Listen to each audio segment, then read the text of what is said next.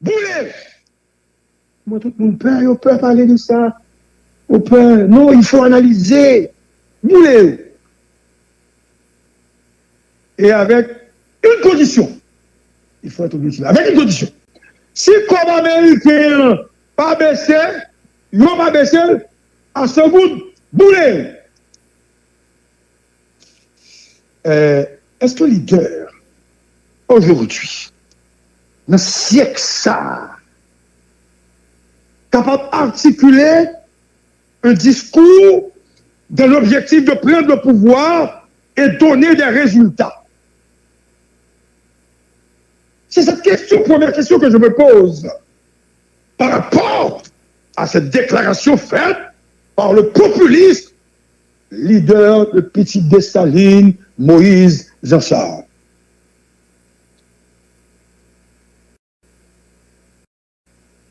Il y a, premièrement, une identification.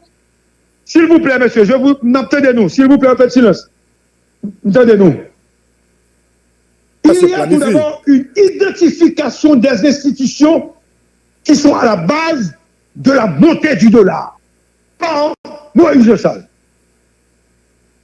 Est-ce que c'est vrai ce que Moïse a dit?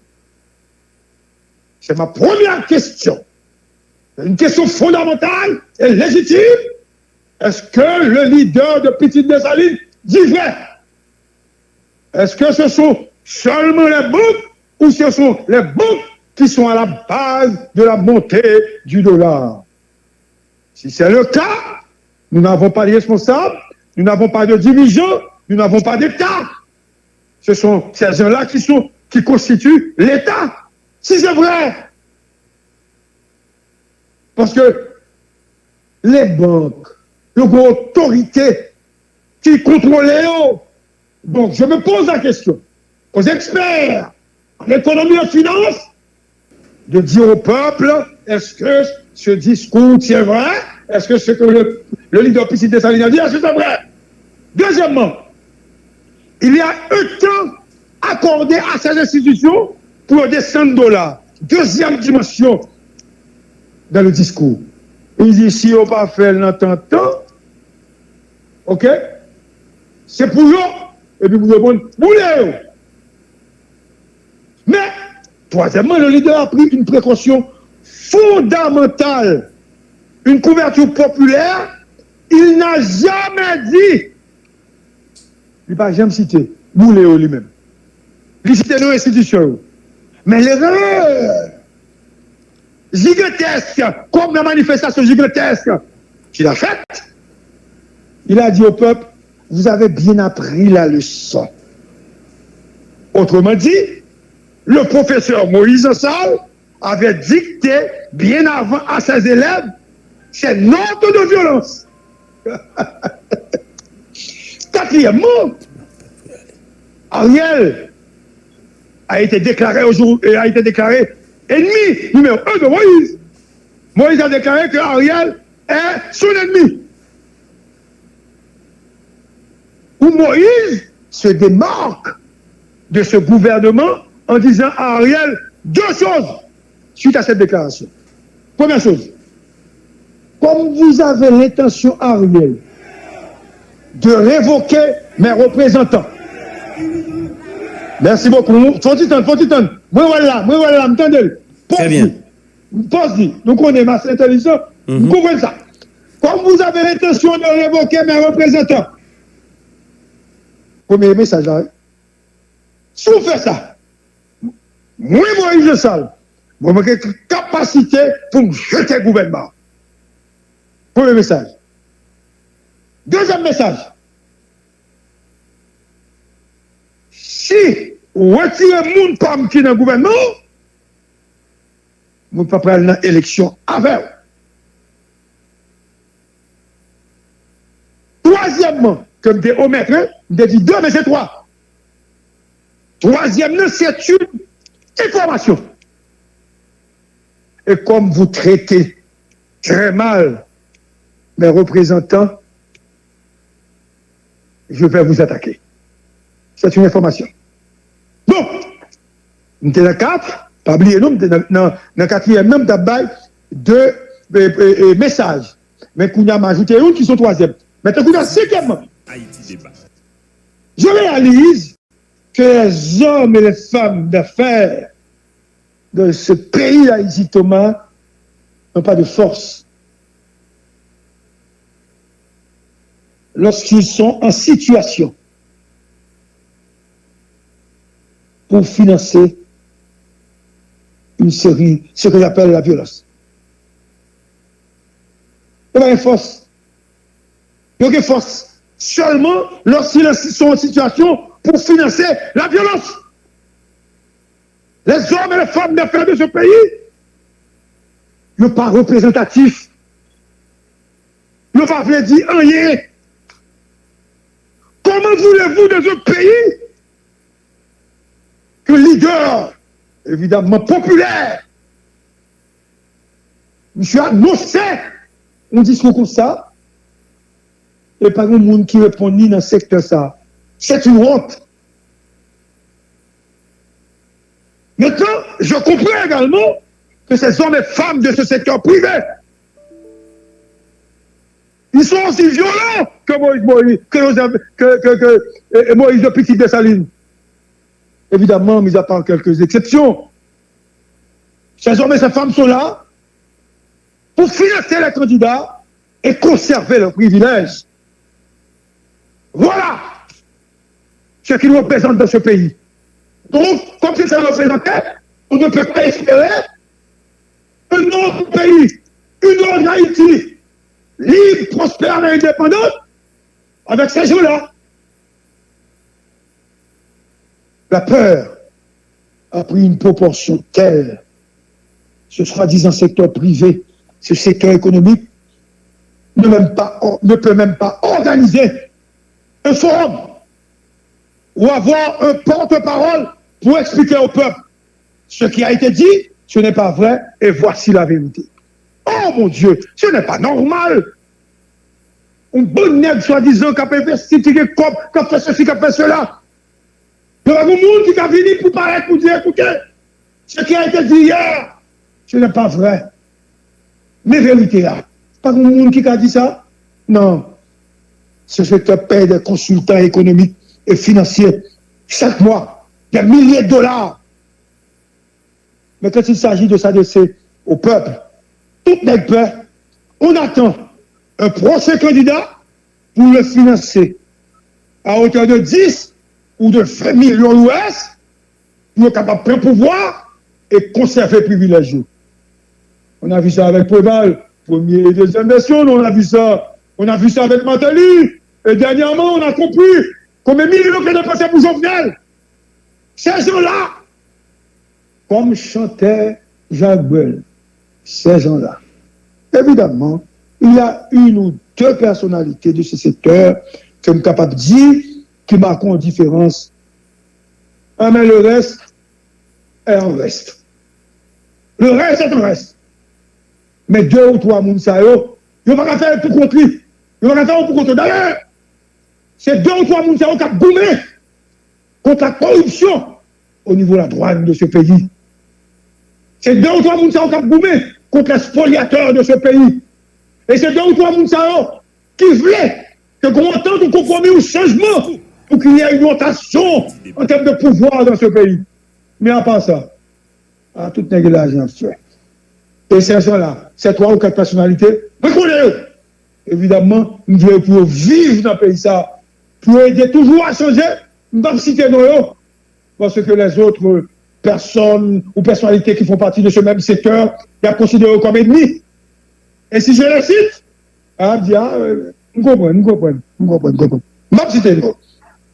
Autre chose, Moïse Charles, par ce discours, prend une option importante en matière électorale.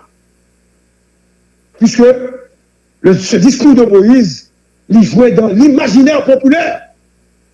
Et même ceux qui étaient, les gens qui n'étaient pas au Cap haïtien, ceux qui étaient au Caille, dans le plateau central, à Mirbalais, à Jérémie et à Port-au-Prince, ces gens-là ont été influencés par ce discours de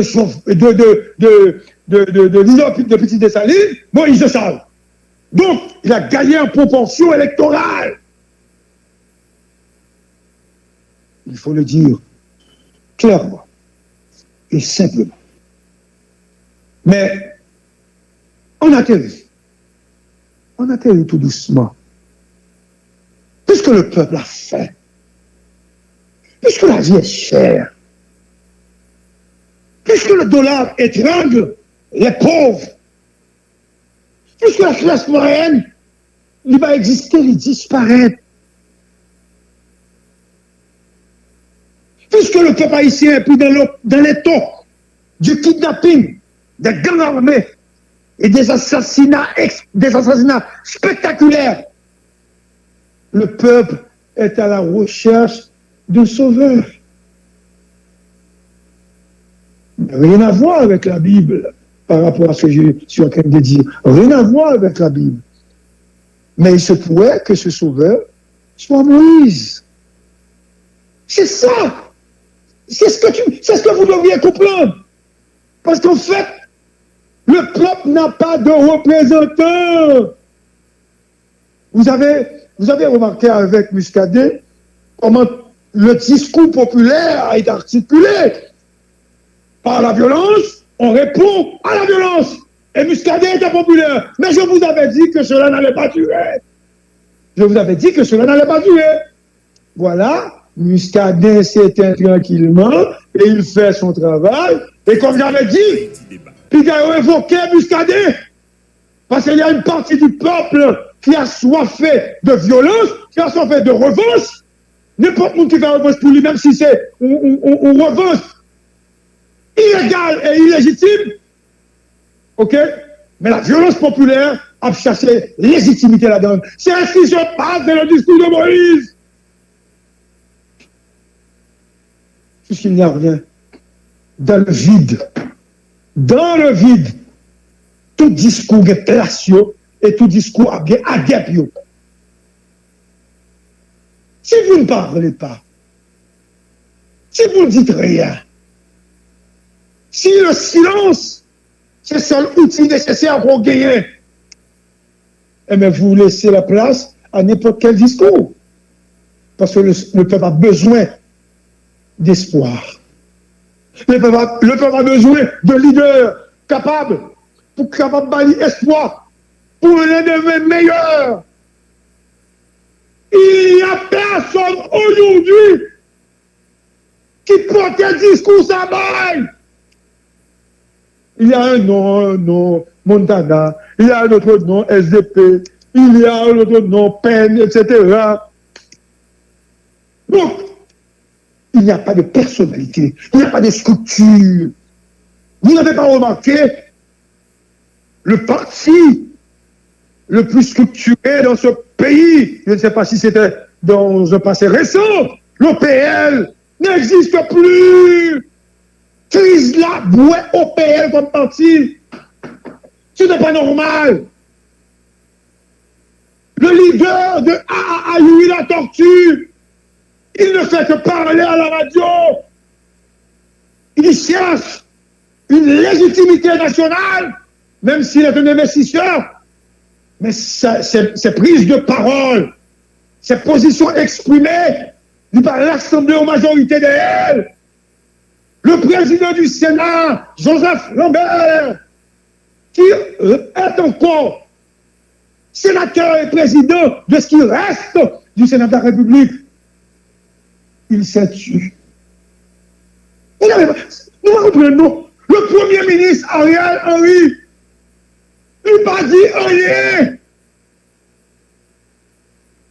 Il n'a pas d'éléments, il n'a pas d'éléments nécessaires pour le faire adresse à la nation.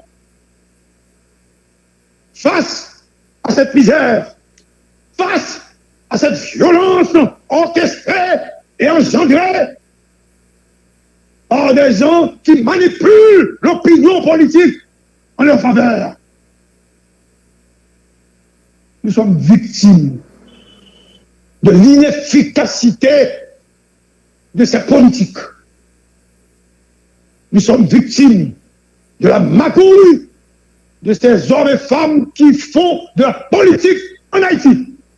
Nous sommes victimes de la manipulation de l'international. Nous sommes victimes par ce secteur de la bourgeoisie traditionnelle qui était en silence, comme l'autre disait en silence, et qui a subi même avec nous, et qui préfère investir à l'étranger ou en République dominicaine au lieu d'investir dans la sécurité pour créer une nation forte et libre. Mais ça, nous, aujourd'hui, le peuple est à la recherche de sauveurs. Le peuple est à la recherche de leaders. Mais dans un autre angle, avant de terminer, il faut dire que la question géopolitique doit attirer notre attention par rapport à ce discours de Moïse. Les amis d'Haïti, entre guillemets, ont toujours la route. Mais Moïse, dans le choix des chefs d'État en Haïti, Moïse,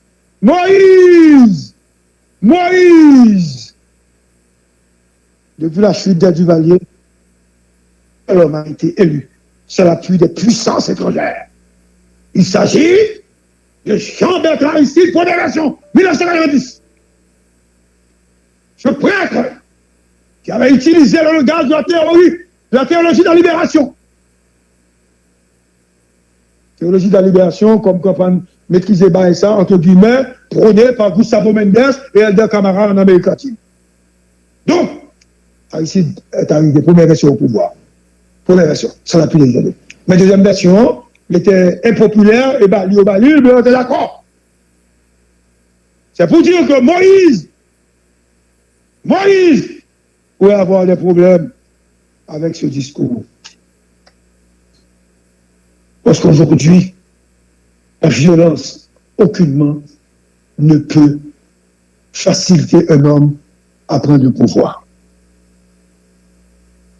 Les derniers discours de Jovenel Moïse étaient tétés de violence. Très violent, il était très violent contre cette minorité, entre guillemets, cupide et égoïste, contre cette minorité mercantile. Vous n'avez pas remarqué ce qui s'est passé, Moïse? Avec Jovenel Moïse qui avait toute la sécurité, ça, toute ça, il a été assassiné chez lui. Et vous n'avez que 2 ou 3 policiers, vous n'avez que le peuple avec vous. Si vous voulez arriver au pouvoir, Moïse, je vous invite aujourd'hui à articuler un autre discours, à écouter les voix de la raison pour qu'en fait, vous ayez autour de vous des gens capables de vous aider à réfléchir, puisque vous êtes déjà populaire, puisqu'on a besoin d'un homme populaire au pouvoir, mais il faut avoir également de l'intelligence, parce que seul, on ne peut pas changer le pays ça.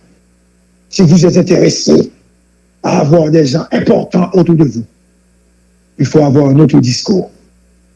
Parce qu'en fait, il faut dire qu'il y ait un nationaliste, un patriote à prendre le pouvoir